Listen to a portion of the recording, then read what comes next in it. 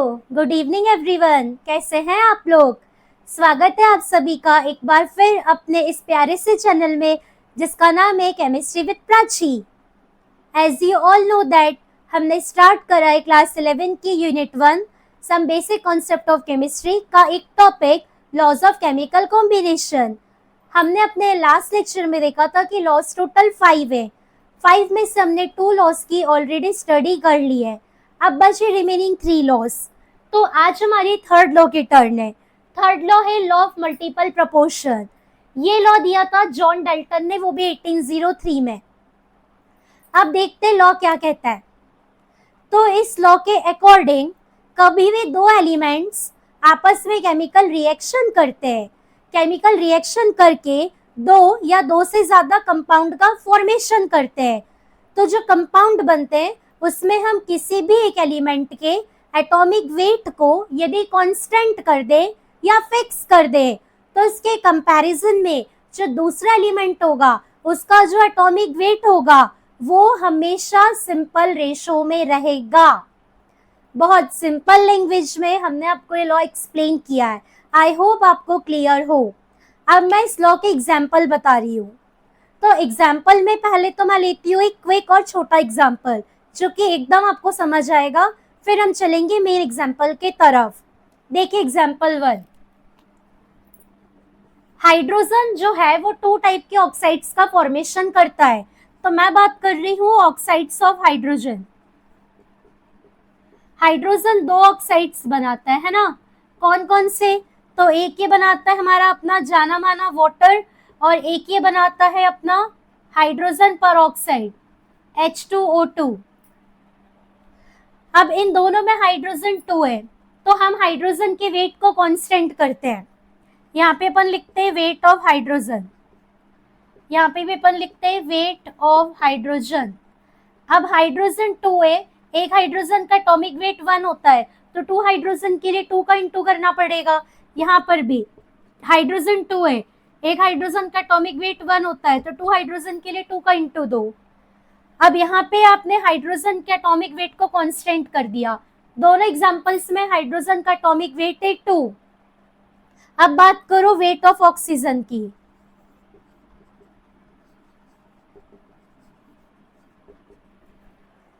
यहाँ पे आपका ऑक्सीजन 1 है, एक ऑक्सीजन का एटॉमिक वेट 16। यहाँ पे आपके ऑक्सीजन 2 है तो 2 ऑक्सीजन का एटॉमिक वेट के लिए 2 मल्टीप्लाइड बाय 16। यहाँ पे ऑक्सीजन का रेशो 16 और इसमें 16 इंटू 2 32। क्या ये दोनों सिंपल रेशो में कन्वर्ट किए जा सकते हैं? बिल्कुल किए जा सकते हैं। 16 1 टाइम्स, 16 2 टाइम्स, तो रेशो क्या आ गया ऑक्सीजन का? 1:2। ये है रेशो ऑफ ऑक्सीजन। बट इस ऑक्सीजन के वेट के रेशो के कंपैरेटिवली हाइड्रोजन का जो वेट है वो 2 है दोनों में। तो यही कहता है लॉ कि दो एलिमेंट मिलकर दो या दो से ज्यादा कंपाउंड बना रहे हैं, उसमें किसी भी एक एलिमेंट के वेट को आप कांस्टेंट करो यानी फिक्स करो तो उसके कंपैरिजन में सेकंड एलिमेंट का जो वेट होगा वो सिंपल रेशो में रहेगा। आई होप आपको ये एग्जाम्पल क्लियर हो। यदि आपको एग्जाम्पल क्लियर है तो इसके बाद वाला एग्जाम्पल आपको बहुत अच्छे से बनेगा। तो चलिए हम समझते हैं एग्जाम्पल नंबर 2। अभी अपन ने देखा ऑक्साइड्स ऑफ हाइड्रोजन, अब हम देखते हैं ऑक्साइड्स ऑफ नाइट्रोजन। ये एग्जाम्पल सबसे मेन है। नाइट्रोजन 5 टाइप के ऑक्साइड्स का फॉर्मेशन करता है। कौन कौन से?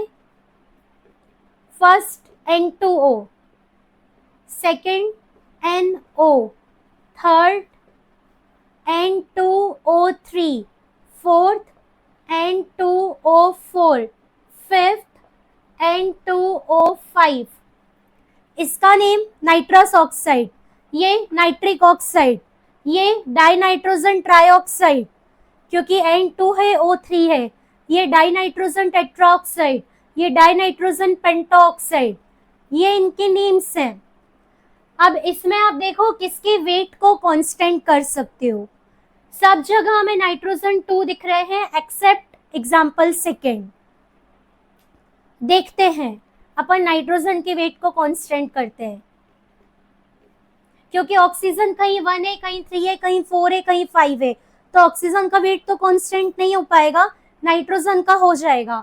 यहाँ पे नाइट्रोजन का वेट, नाइट्रोजन टोटल 2 है, एक नाइट्रोजन का वेट होता है 14, सो 2 इंटू 14, यहाँ पर ओनली 14, यहाँ पर भी 2 इंटू 14, यहाँ पर भी 2 इंटू 14 और यहाँ पर भी 2 इंटू 14। इन सब में नाइट्रोजन का एटॉमिक वेट कितना हो गया? 28, 28, 28 और 28। बस NO में 14 है, इसे भी 28 बना देते हैं। 14 मल्टीप्लाइड बाई 2, ये भी हो गया 28। मतलब ये पांचों ऑक्साइड्स में नाइट्रोजन का जो एटॉमिक वेट है वो 28। मतलब इन पांचों ऑक्साइड्स में नाइट्रोजन का वेट हो गया कांस्टेंट या फिक्स। अब इसके कंपैरिजन में अपन चलते हैं वेट ऑफ ऑक्सीजन की तरफ।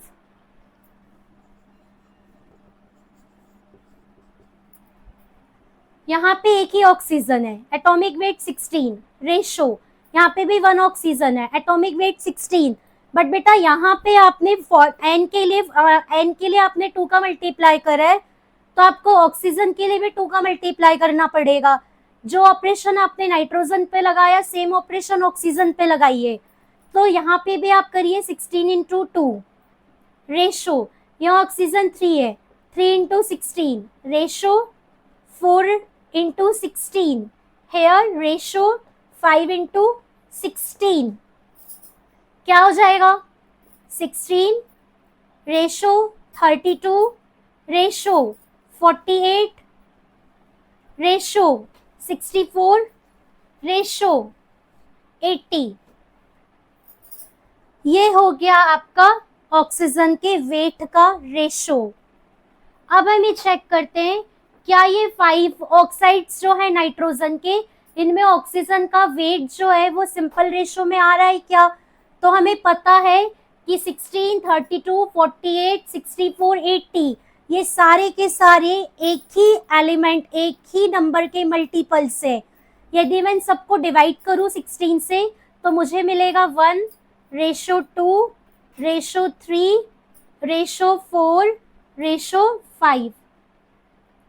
मतलब ये सारे के सारे जो है नाइट्रोजन के वेट को कांस्टेंट करने पे हमें सिंपल रेशो दे रहे हैं।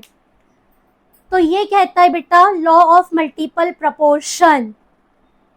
सो I hope my dear children आपको ये लॉ बहुत अच्छे से क्लियर है। बेटा यदि लॉ आपको क्लियर है और आज का लेक्चर आपको समझ में आता है तो हमारी वीडियो को लाइक करिए, इसे शेयर करिए और हाँ, don't forget to subscribe us, तभी हम आपको daily regular proper content provide कर पाएंगे। Till then have a nice day, thank you, bye bye.